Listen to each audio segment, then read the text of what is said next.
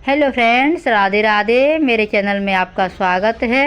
तो आप देख रहे हैं मन सुंदर सीरियल।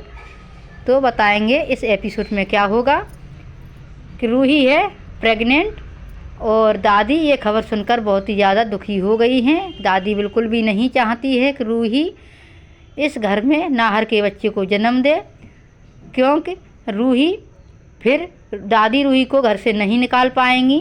तो रूही इस घर में बहू तो बन के आ चुकी है, नाहर के बच्चे की माँ भी बन जाएगी, तो इस घर से निकालना उसको मुश्किल होगा।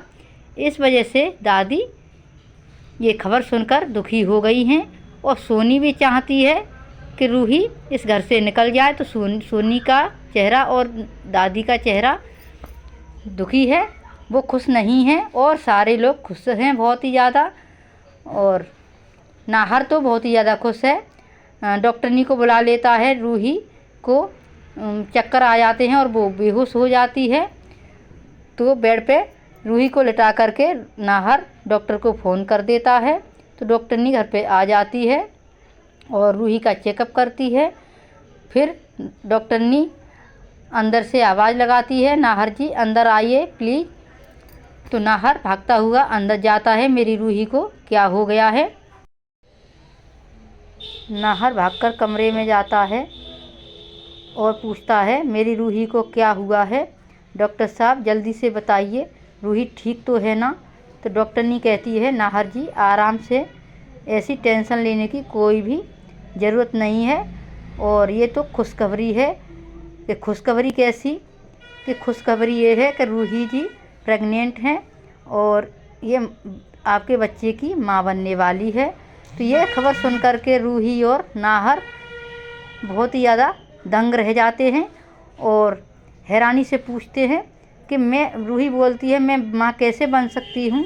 नाहर भी बोलता है कि ये डॉक्टरनी ने साफ साफ इनकार कर दिया था कि रूही को अंदरूनी चोट लगी है, इस वजह से वो माँ नहीं बन सकती है। तो डॉक्टरनी कहती है कि ऐसा कुछ भी नहीं होता है, ये चोट लगी थी, काफ़ी साल हो गए हैं। तो जिस तरह से समय बीतता जाता है ये चोटें अंदरूनी भरती जाती हैं, तो वो भर चुकी है और ये चमत्कार आपकी माता रानी की कृपा से हो गया है। तो आपकी रूही माँ बनने वाली है और ये आपके बच्चे को जन्म देगी। तो ये खबर सुन कर के नाहर तो बहुत ही ज़्यादा खुश है और रूही भी ये चमत्कार की बात सुनकर बहुत ही ज़्यादा खुश हो जाती है और बोलती है, भगवान जी ने मेरी सुन ली, मैं बहुत दिनों से कहती थी मैं एक बच्चे की माँ बन जाऊँ। तो नाहर जी ये मुराद मेरी भगवान जी ने पूरी कर दी है, खाटू श्याम जी ने।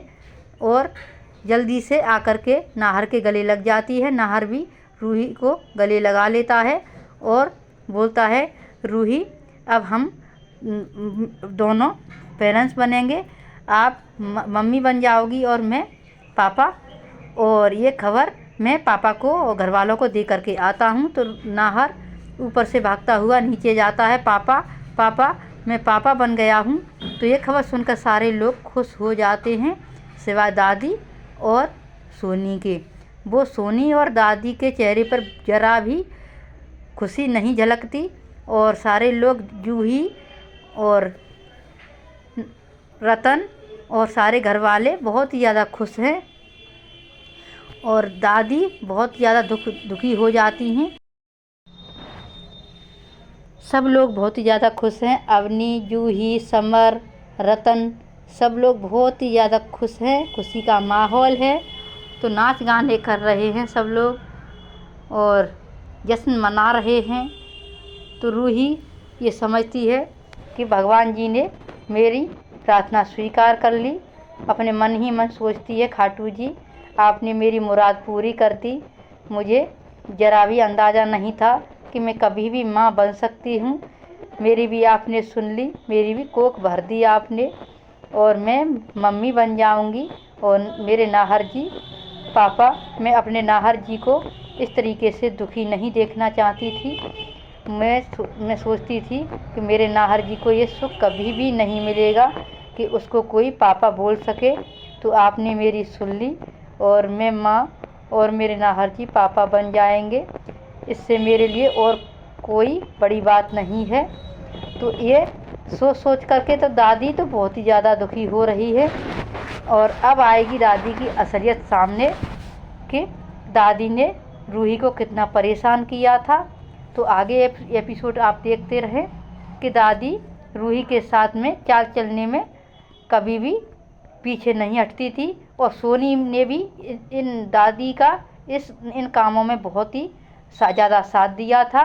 तलाक के कागजात इन दोनों ने मिलकर के बनवाए थे रूही और नाहर को अलग करने के लिए, क्योंकि अपनी बेटी को ये सोनी बचाना चाहती थी। और नाहर तो इसमें फंसा ही दिया था और रूही और नाहर दोनों को अलग कर दिया था। इनको जरा भी शर्म नहीं आई कि नाहर इतने दिनों तक जेल में रहा था और रूही को घर से इन लोगों ने निकाल दिया था।